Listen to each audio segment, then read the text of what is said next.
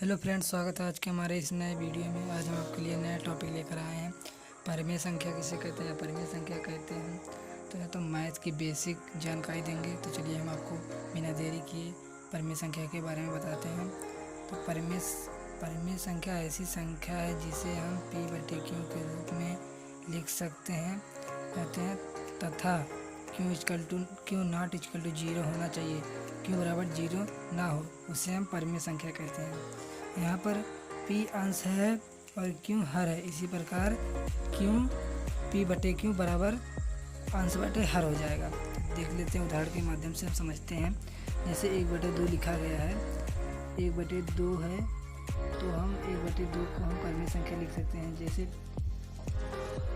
परिमेय संख्या हो जाएगी 1/2 या अंश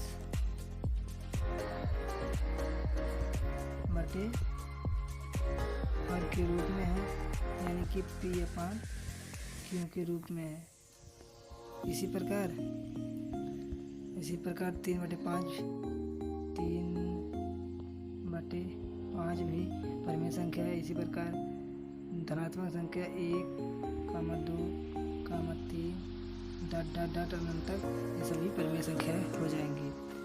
इसी प्रकार हम देख लेते हैं 1/0 नहीं हो सकता, क्योंकि लिखा गया है क्वेश्चन डिफिनीशन में कि तो q नॉट इक्वल टू 0 होना चाहिए। इसलिए हम q इक्वल टू 0 नहीं हो सकता, इसलिए आप अपरिमेय संख्या है। तो आई होप इतनी बातें आपको क्लियर हो गई होंगी। हम आगे बढ़ते हैं, अपरिमेय संख्या के बारे में देखते हैं।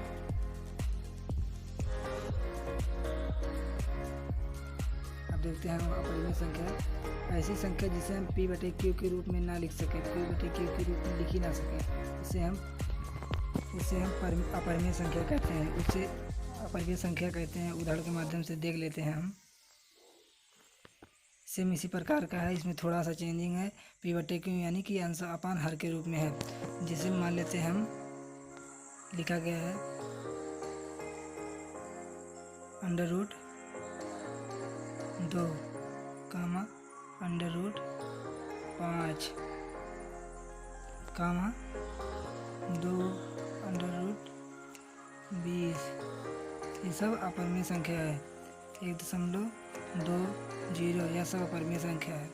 तो इसी माध्यम से हम आपको इसी तरह से अपरिमेय संख्या होती है। जैसे मान लेते हैं √2 अपरिमेय संख्या है। इसी प्रकार √5 भी अपरिमेय संख्या है। इसी प्रकार -7 भी अपरिमेय संख्या है। तो आई होप आपको इतनी बातें क्लियर हो गई होंगी कि किसे परिमेय संख्या कहते हैं, उसे अपरिमेय संख्या कहते हैं। तो एक बार हम आपको फिर से बता देते हैं ताकि आपको डाउट क्लियर हो सके।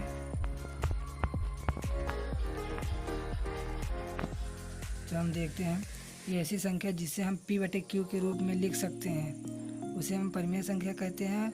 और q बराबर 0 नहीं होना चाहिए, तो उसे हम परिमेय संख्या कहते हैं। उदाहरण के माध्यम से जैसे हमने देखा कि ऐसे 1/2, 1/3, 1/4 इसी प्रकार से हो जाएगा। q बराबर 0 नहीं होना चाहिए। इसी प्रकार अपरिमेय संख्या देख लेते हैं। ऐसी संख्या जिसे हम p/q के रूप में नहीं लिख सकते, यानी कि वह p/q के रूप में ना लिख सकते, उसे हम अपरिमेय संख्या कहते हैं। ठीक इसी प्रकार का हम जिसे देखें अपरिमेय संख्या में उसी प्रकार से है। जैसे इसको उदाहरण √3, √5, √7 हो जाएगा। तो आई होप आपको इतनी बातें क्लियर हो गई होंगी। यदि वीडियो पसंद आए तो वीडियो को लाइक करें और हमारे चैनल में पहली बार आए हैं तो चैनल को सब्सक्राइब कर लें। जय हिंद। मिलते हैं अगले वीडियो में।